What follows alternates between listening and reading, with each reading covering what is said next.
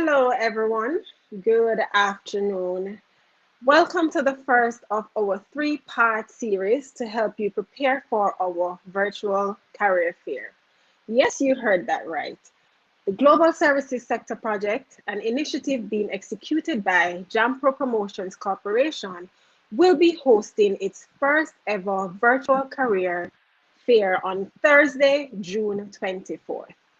Have you registered? Have you shared the information with your friends, your families, your colleagues? If you have not yet done so, please go ahead and do so today. The link to register for the fair is on all our social media platforms: Facebook, LinkedIn, Instagram, Twitter. Feel free to share the graphics and let others know about this wonderful opportunity. You never know whose heart you may bless with this information. I am Gilles Hall, Skills Development Specialist with the Global Services Sector Project, and I am here to tell you about the career fair that we have upcoming and why you should attend. The GSS Virtual Talent Hub Fair will bring together GSS stakeholders, experienced GSS professionals, and key partners with a highly competitive and professional opportunity seekers via a virtual marketplace for the promotion and engagement of training and employment opportunities. The fair offers the opportunity for you to learn about current and emerging career opportunities in the global services sector. Job seekers will have the opportunity to access opportunities in various segments in banking, finance, insurance, risk management, accounting, legal, training, and so much more. Lots of prizes and surprises at this event. We'll have scholarships in digital awareness from I Create Institute, credit from Digicel, digital gift cards from Blink Sky, and a lot more. You have to be there to win these prizes. 8 hours of live video recruiting by participating firms. Did I mention participating GSS firms are looking to recruit 4,000 and more vacancies? Who are some of these firms, you may ask? Sutherland, Conduent, Continuum Global, Concentrix, Simpress, otherwise known as Vistaprint, ITEL BPO, Digicel, T-Tech Jamaica, KPMG Jamaica, and a lot more companies. But what is the GSS, some of you may ask?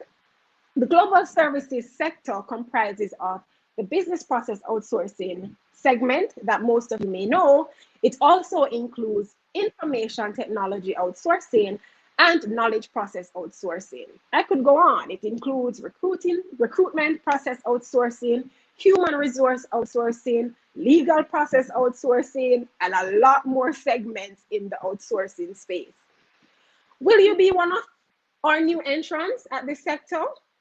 Are you coming on to apply for a job or even just to learn about the industry? The industry thus far employs over 43,000 individuals across Jamaica.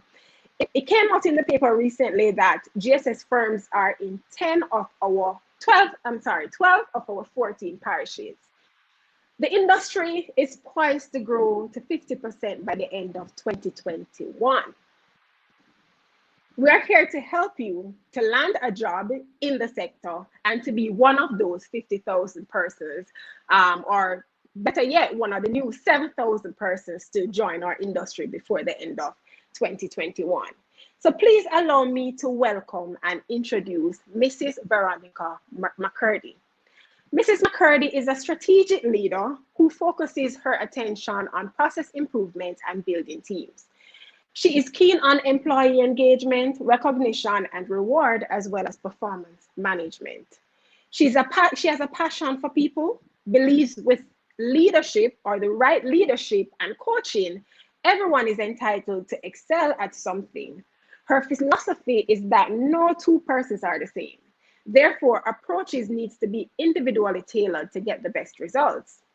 She has a reputation of building highly successful teams in diverse industries. For example, she was the parish manager at Jamaica Public Service Company in Kingston and St. Andrew, where she was able to force forge relationships with business leaders, government members, as well as the general public. As Director of Organizational Excellence at Sutherland, which was formerly known as Sutherland Global Services, she was able to guide her site to improve scorecard ranking by conducting root cause analysis on failing metrics and setting action plans to address issues. She's currently using her skills and experience at the Lake Group of Companies, where she functions in the role of Director of Organizational Excellence to standardize practices, improve processes, and build trust among team members. Veronica is married to Dean McCurdy for almost 25 years, and together they have a 19-year-old daughter, Chantal. She holds an MBA from the University of Technology, an associate degree in business administration from the University College of the Caribbean. She is also a certified customer service professional and a certified strategic leader. As an avid Jehovah's Witness, her free time is spent teaching persons from the Bible. Today, she will be teaching you how to structure a successful resume and prepare for your interview at the upcoming GSS Virtual Talent Hub Fair on Thursday, June 24th. Miss McCurdy, welcome and thank you for accepting our invitation.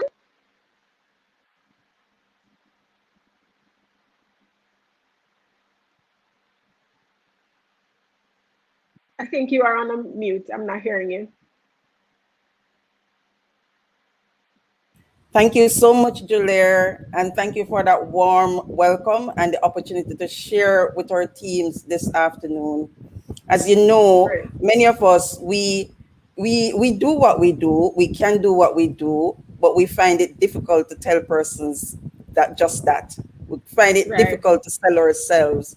And I remember working with one leader, and one of the things she mentioned is that sometimes we cheer on persons, but we are poor cheerleaders of ourselves. Of ourselves. I So I agree. find it, yes. So I find this a privilege to share with our people, especially our youngsters coming out of school and not really having that opportunity to do a structuring of their resume or also being prepared for their interview process. So I'm going to share a short presentation with persons right now, and after that presentation, then I will be taking a couple of questions, and then we can chat some more.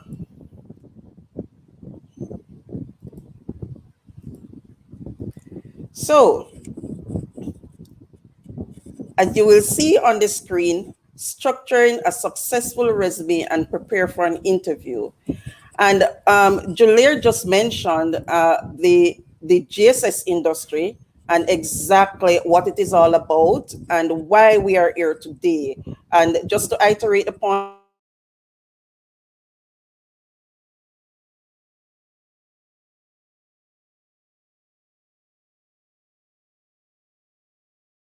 what are we going to talk about today?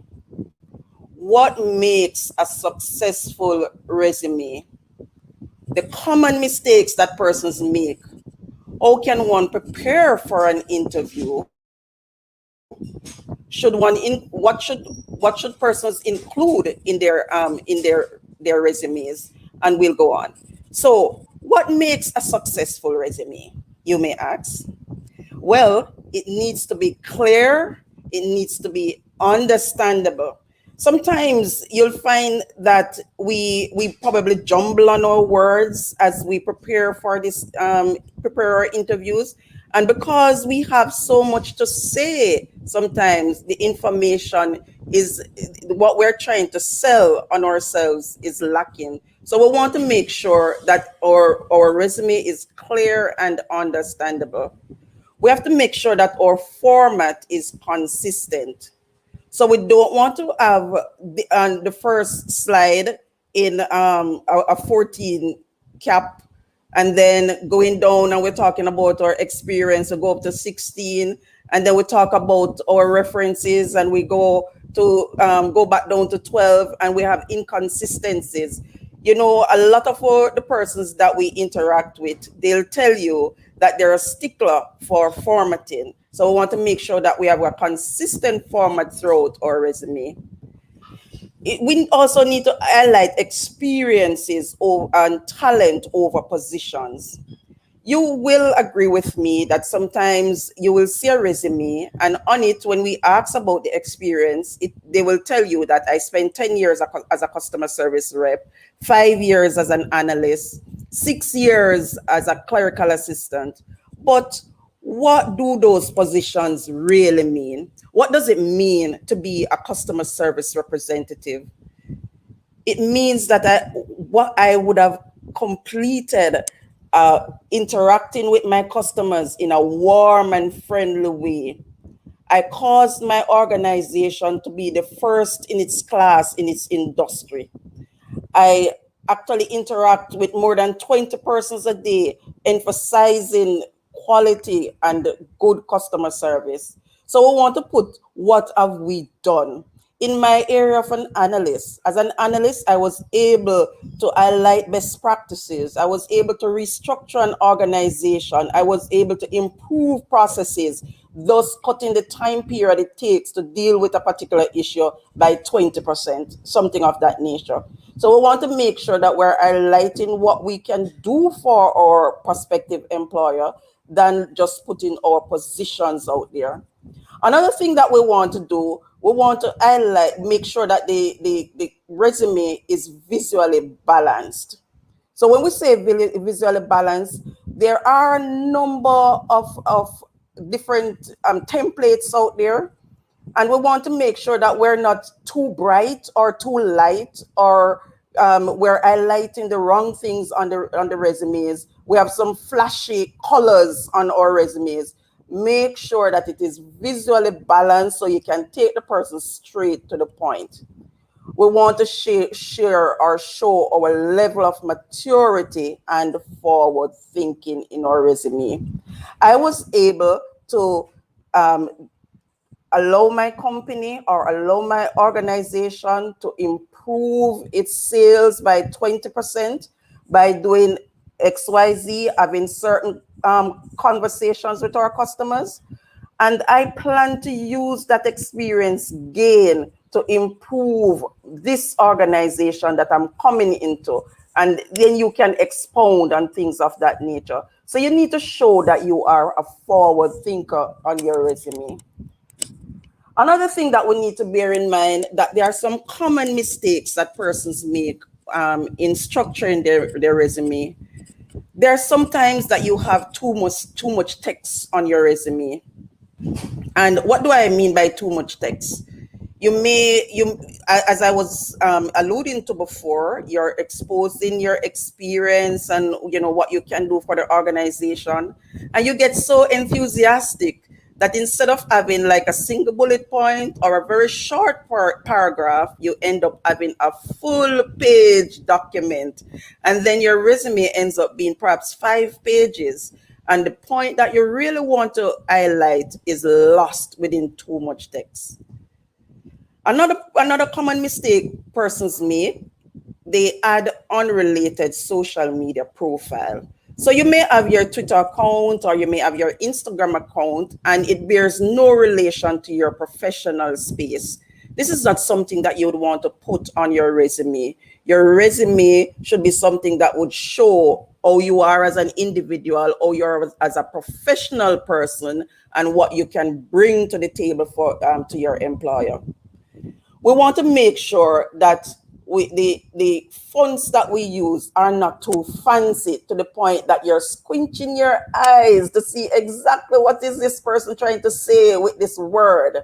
Your fonts should be legible enough that persons can see and understand what you're saying. Very structured, very formal. But we do know that there are very few exceptions to the rule. For example, somebody in the digital space may want to use the resume to sort of show exactly what they can do. And this will be done in a controlled manner, nonetheless. So as best as possible, ensure that your fonts are legible and they're not too fancy. And some persons, they will include too much personal information. I'll give you an example.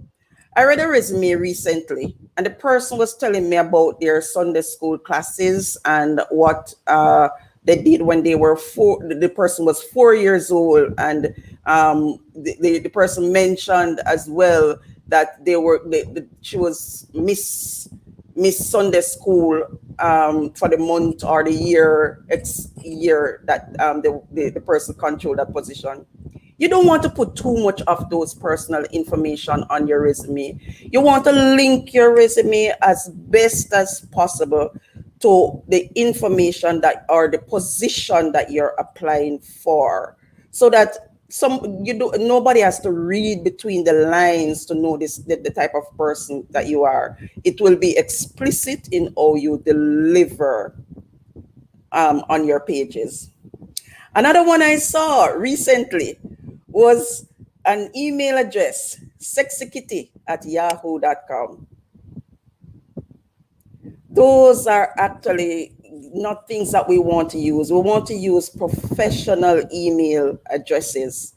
And one of the best ones to use would be your first and last name. So, for example, I'm Veronica McCurdy. I could use veronica.mccurdy@yahoo.com or veronica.mccurdy@gmail.com. It could be vmccurdy at something.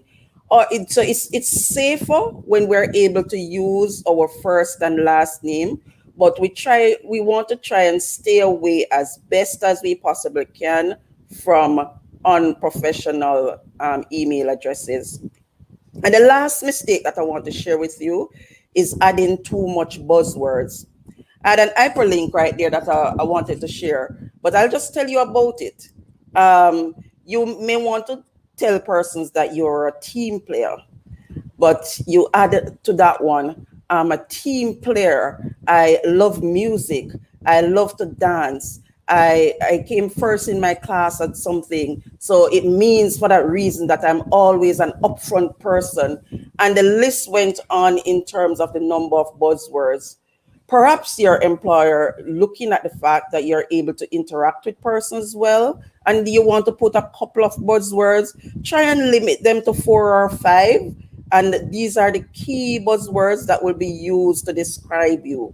But don't overdo it. Don't make this long list. And perhaps the part that you want to emphasize, which is the fact that you're a team player and you are customer friendly, probably is lost in the middle of all those buzzwords. So instead of us getting to you as an individual, we're seeing all these things and the main point is not resonated. So I want to make sure that we look at these 6 common mistakes. There are others, and I'm sure you're thinking about it right now of others that you can include that you would want to make sure you stay away from so as to be clear in how you present your resume. How do you prepare for your interview? So now you've actually looked at what you're not supposed to be having in your resume. You've looked at what you should have in your resume, but how do you prepare for the actual interview itself? For one thing, you want to make sure that you research the company you're applying to. Be deliberate and prepared with what you wear. So right now we are now on the internet with virtual interviews. You want to make sure that you are visibly appealing to your prospective employer. You want to make sure that if you're there in person, you be deliberate about what to wear. We're living in an age where nobody's asking anyone to stick to a black or a blue or any one of the grays or those colors. But what we want persons to do is to be tasteful in their attire. You probably don't want to be too flowery. And you think about it, if you probably, it may be even because of your social standing, you don't have a lot of clothes, but you may have like a nice white shirt, or you may have like a dark skirt with a white top or something, but you want to be very, very careful about what you wear. The other thing I want to emphasize to persons, we need to plan our journey. Whether we're going to be in person or we're going to be virtual, make sure you are on time. Always plan for anything that can happen. Always plan for any eventuality. I tell you about what happened to me today in actually doing this presentation. Just about 2 hours ago, I realized that I have no internet. And the only reason I realized that is because I was going to do a test on how I will be having this discussion with you. And then I realized there's no internet. At this point in time, our internet provider was not able to help. I had to get a backup plan. We have to get a backup plan so that we can be that I can be on the air on time. In a similar way, if you're actually going to plan your journey, try to be at least half an hour earlier. And if you try to be there and something happens on the way, you will have that buffer of 30 minutes so that you'll be able to be on time for your interview. If you're doing a virtual interview, ensure that you test your systems beforehand and try to be on and at least a half an hour or 15 minutes since you're going to be virtual, but be prepared to be early. um, I remember this older gentleman once said that 5 minutes too late is worse than an hour too soon. So you want to make sure that you are on time. Another good thing to do is to research the company and the industry. So you don't want to go into the interview and ask, so what are you again? What is this place again? What am I applying for? You want to research the industry. So just as Julia mentioned earlier, that there are different positions that we will be vying for in the GSX sector. You probably can look at a couple of them that will suit you. So let's say you're going to go on this virtual fair, but you're not sure which of the positions that you will be going after. You could prepare yourself for one, two, or three. You could, I mean, you're IT specialist, or you're customer service specialist, or you're an HR specialist, and you could, at the onset, get an idea which of these roles are available. And because you are already prepared, you're able to sell yourself for the job that you want. Another thing that I've found interesting is that persons, even though they will prepare questions, sometimes the questions come off scripted, or they prepare for answers to questions about, like, tell me about yourself, or what are your strengths, what are your weaknesses. You want to make sure that as you prepare these answers, you are not scripted, you are honest. You're not going to give a long history of when you were born. I was born in St. Thomas and then I moved into Kingston. Then after moving to Kingston, I moved two places.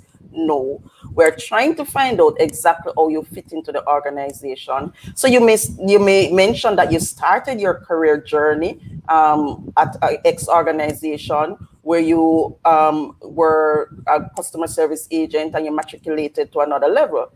If, however, you're just leaving school and there is no experience that you have, you may be able to talk about a project that you would have worked on, how it benefited the group, and how you all ended up getting an A. And if it's a case that you never ended up getting the A, you can actually talk about the lessons that you would have learned from that particular project.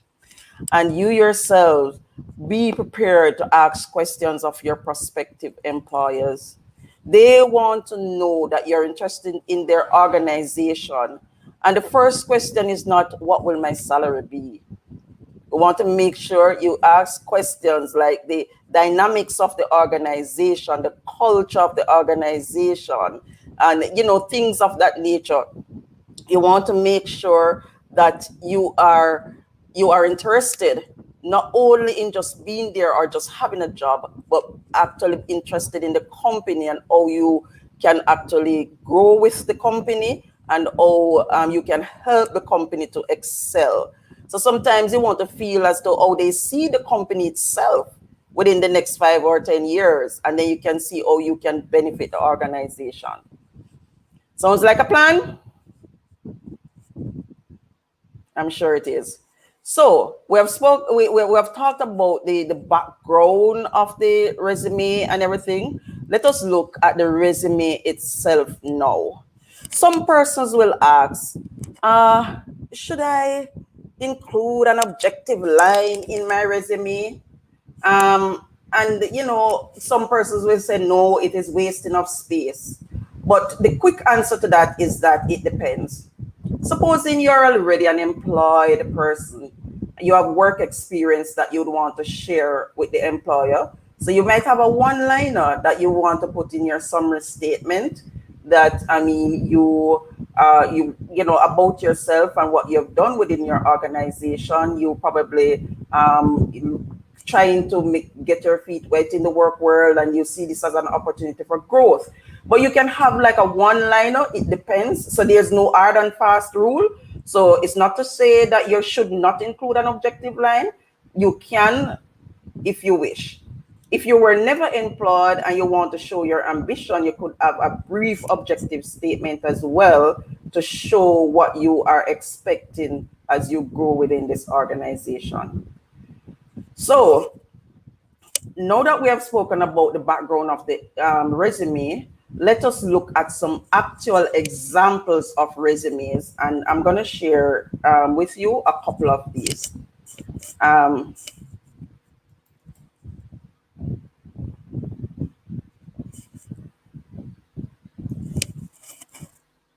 So let me just share with you a couple of resumes that you can actually look on,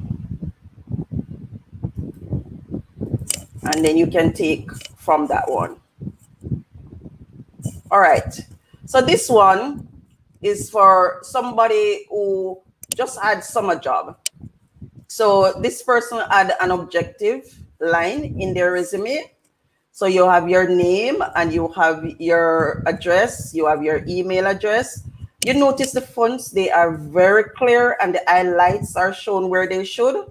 So the objective for this person is to be a valuable member of any organization he or she is associated with, and to gain enough experience and knowledge to develop as an individual.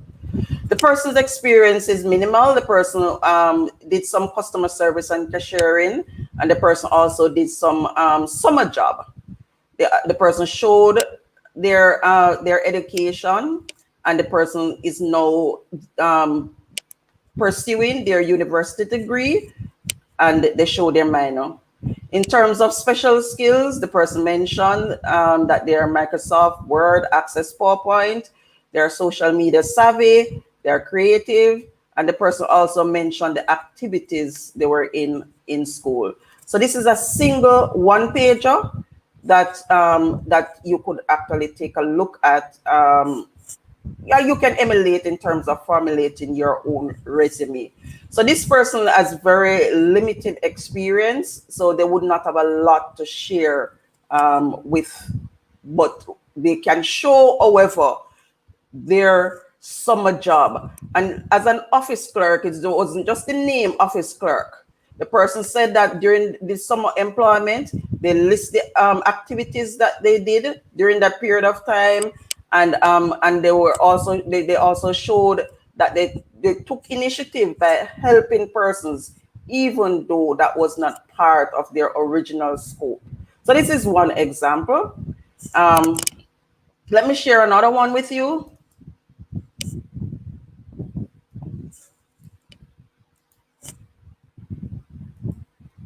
And there's no rule to say one is better than the other.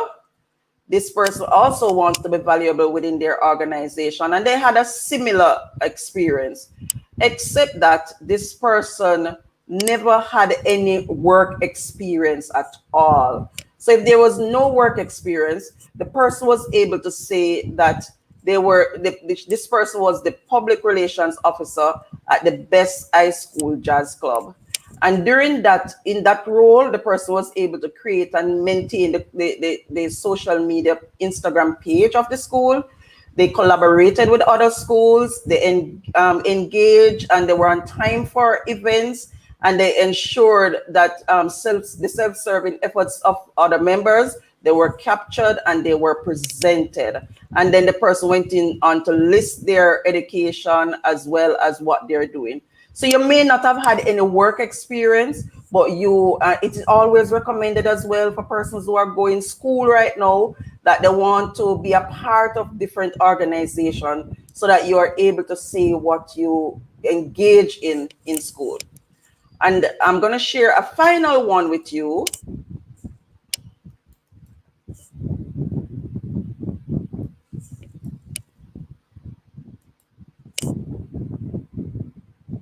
And this one, the person mentioned they want to use their experience in customer service to improve the image of the company.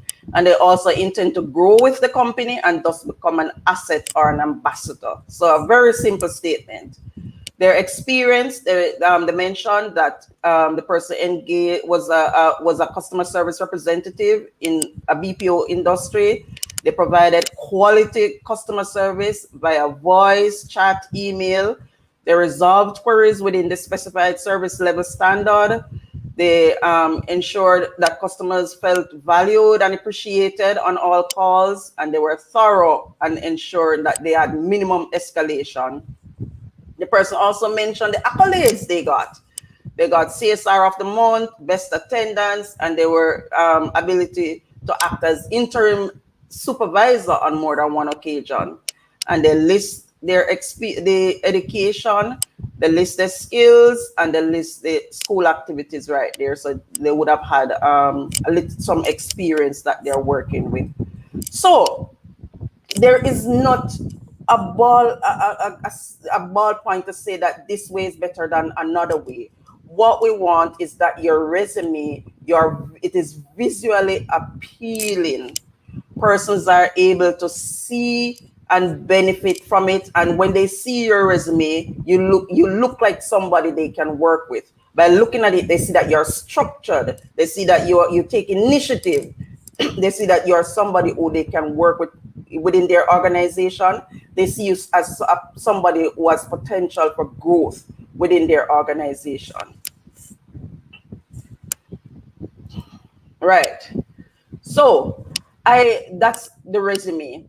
Briefly, I actually just dropped a cover letter on it because not all cases that you'll be required to have your cover letter. However, if you're going to write a cover letter, make sure that the cover letter is very clear and to the point. You don't want a cover letter with some long drawn out history about yourself. You want to be very clear and to the point. Let me give you an example of it.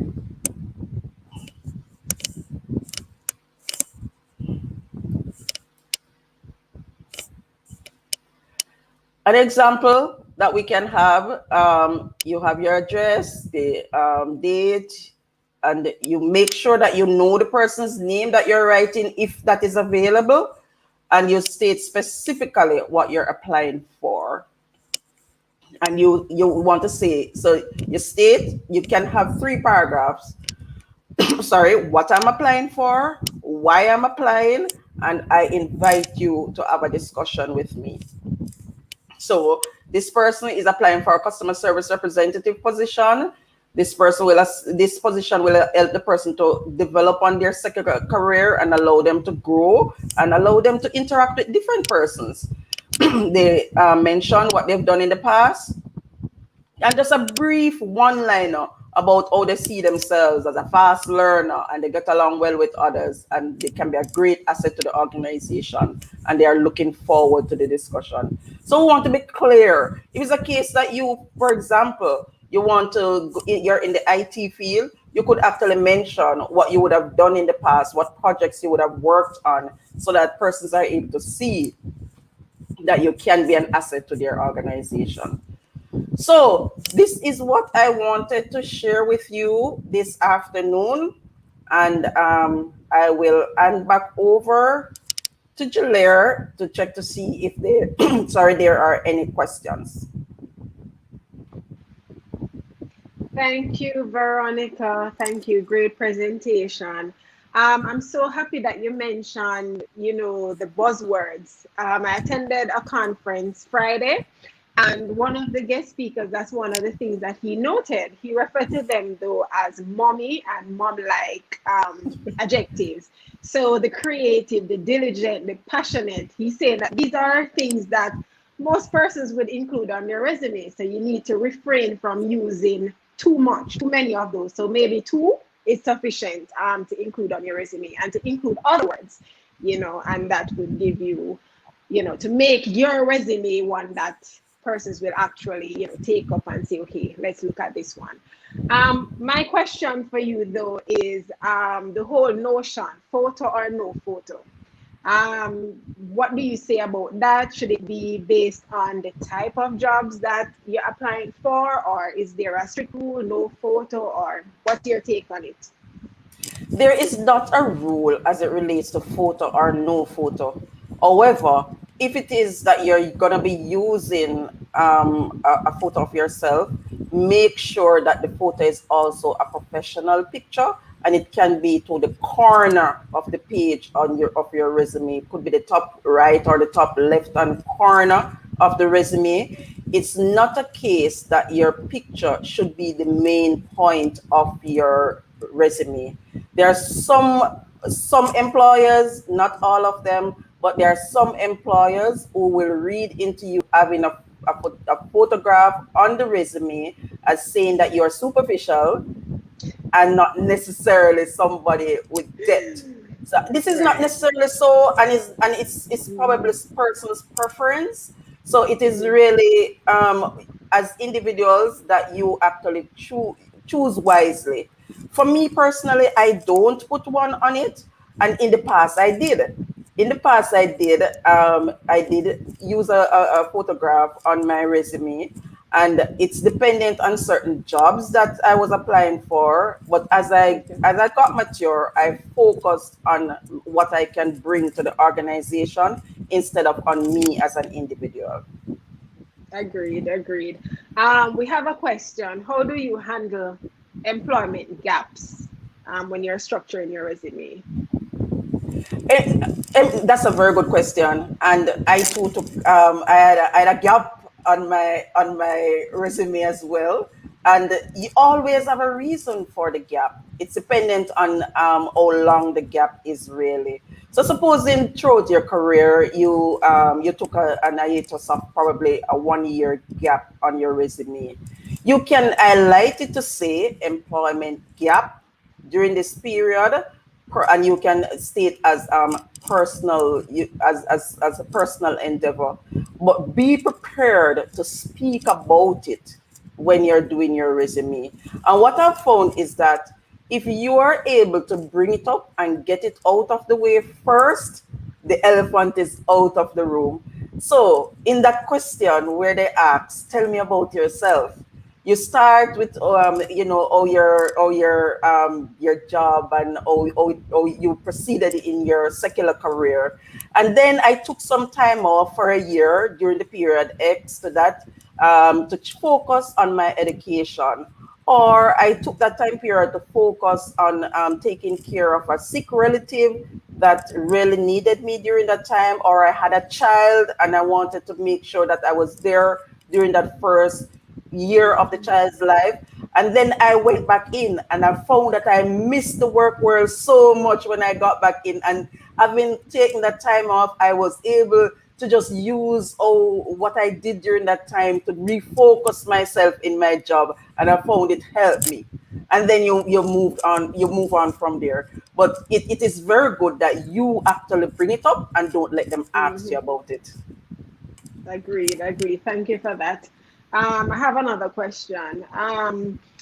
Sometimes when you're recruiting or when you're in a position where you receive resumes from persons, especially if you're in an organization for a long time, you realize persons use the same resume to apply for various roles, or they use the same resume to apply for jobs in different companies. Is that a wise thing to do, or should the resume be tailored to the job that you are applying for? It should be tailored to the job that you are applying for. And this is in no way asking you to tell some lies. What we're asking you to do is focus on the skill that is relevant at this point in time in your career juncture. So, for example, in my life, I spent a number of years in customer service. And then in my life as well, I spent a number of years in process management. And then I also spent a number of years in process management and leadership. Dependent on the job that if I'm applying for the role of a customer service manager or director, I will focus on the part that was in customer service and what I was able to do during that time and what I can bring to the table.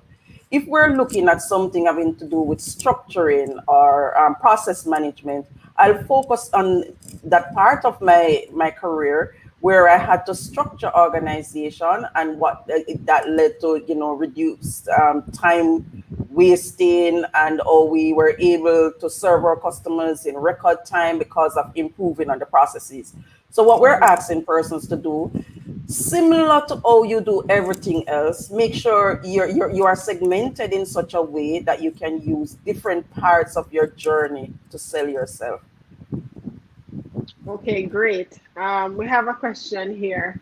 How do you handle a question about what your weaknesses are while still presenting yourself in a positive light? And this is during an interview. What I normally do is, instead of use the term weakness, I use the term what my areas of opportunities are. And these terms are coined from the GSS space, the areas of opportunity. And we use it well. For one thing, I always say to persons, don't use the proverbial, I am the perfectionist, and because of that, I Mhm. find that sometimes it's very hard for me to deal with persons. No, you want to use something that you're growing with. So I give you my answer. That question for me, I'm very methodological, and that's true. I love to see things in order, and Mhm. sometimes it cringes when I see that persons are not orderly.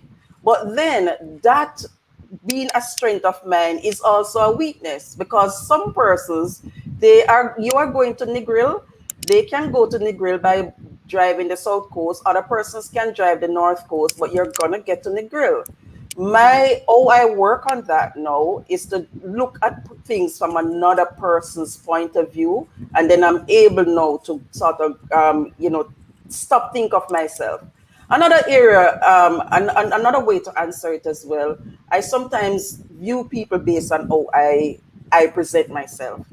So I am expected to do well at everything. I'm expected to make sure that if I'm given a job, I'm going to do the job to the best of my ability. However, some persons need a little bit more coaching. So I'm Mhm. working on being a little bit more tolerant so that I'm able to work with different persons. But by no means sell yourself short in an interview if somebody asks you about areas of opportunity in something that you know is I wake up late in the morning and I can't get up out of bed, don't care what that job. No, it is something as to how you can help the organization. Right, I totally agree with you. We have another question, which is the big question, is how do you handle salary negotiations? I think a lot of persons in an interview, they're afraid to ask. And when Mhm. they're asked, they're like, oh, I'm thinking about it, or maybe they did research, to find out what the range is. But that's a question that a lot of persons, they're always uncomfortable in asking during an interview. And usually I say, do you don't ask it first, but if it is presented to you, always part of the preparation is to know the salary range for the organization. So, or for the position that you're applying for.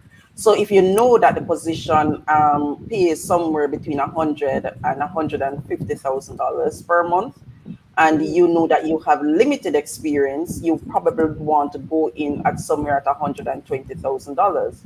However, if it pays within that range, but you know that you have the experience, you can bring, no doubt, you can bring something to the Mhm. table. By all means, present yourself at the top of the scale for that salary negotiation. And if you think that, for example, the range is a little bit below what you had planned for, Mhm. in if you know that part up front, it is always good to find out if you're able to negotiate above that, because like yourself, the employer has a ceiling and they have a Mhm. floor as well.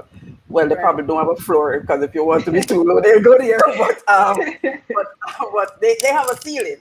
So you want to make sure that you don't price yourself out of the job, but you can actually make sure that you're within the range. But once you get into that job, show what you can bring to the organization and for the organization, and you'll never know, they probably will increase on that ceiling for you. Okay, thank you for that. I have another question. Is it important to have questions at the end of an interview when asked? It is absolutely important for you to have questions at the end of an interview. For one, it shows that you are not shallow, and it shows as well that you're a forward thinker. And I dare to say, if, for example, a question that you had in mind for the employer was answered during during the whole discussion with the person. So let's say you plan to ask them how long is this company in existence, or you plan to ask them why is this role open if somebody was there and the person has left. But during the course of the discussion, the employer actually brought it up and said, you know what, we're looking for this role because we had a person and it did not work out with that person, or the person migrated, or we have a new position, and it was answered. But that was the only question that you would have prepared. When you're asked, what questions do you have for me? Don't say I don't have it. You answered it already. I actually wanted to know about the role, a little bit more about the role. Why is it here? And why are you looking for this role? But then you told me that the person left. But can you expound a little bit more on the role and get something in so that you start a conversation, but never say no, I have no questions. Thank you, Veronica. Thank you for that. There are no more questions in the queue. And so I just want to take this opportunity to really thank you for accepting our invitation and coming on and doing such a wonderful presentation. I'm sure somebody out there has learned something new or something that requires them to improve what they already have. So thank you again. We really do appreciate it. I know that you have a passion for industry and you are really, interested in helping others to access opportunities in the industry. So again, thank you very much. You are very welcome, and thank you very much for having me. It was really my pleasure to be here. Thank you, no problem. All right, so guys, we are wrapping up, and I just wanted to say thank you for everyone who is watching. Please remember, we have the career fair next week. If you have not registered, you can go on and register. Please tell a friend, share with a family member who you know is looking for an opportunity, or even anyone you think is interested to know about the industry. Join us again on Thursday at 6 p.m. We'll have another session with a guest speaker who will be speaking on what recruiters are looking for in a job candidate. Thank you and enjoy the rest of your evening. Bye. Okay.